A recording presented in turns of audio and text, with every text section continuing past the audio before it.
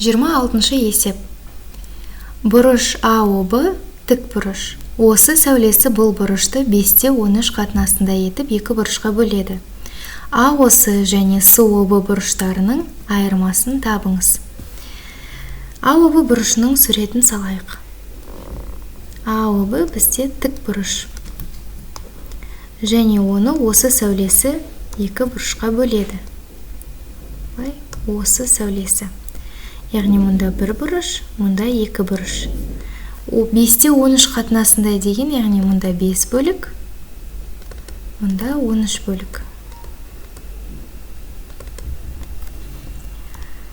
Тік бұрыш дегеніміз ол 90 градусқа тең.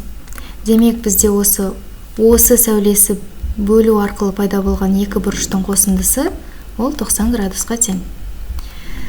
Егер біз бір бөлікті x деп белгілесек, онда біз мынандай теңдеу жасай аламыз.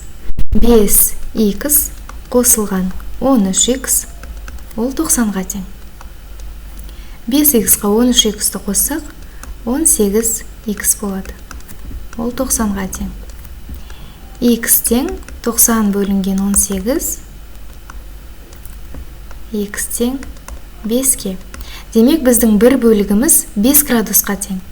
Енді АОС бұрышын табу үшін бізде онда 5 бөлік бар. Яғни бір бөлігіміз 5 болса, 5 бөлікті табу үшін біз 5-ті 5-ке көбейтеміз. Сонда 25 градус болады. Бұл бұрыш АОС.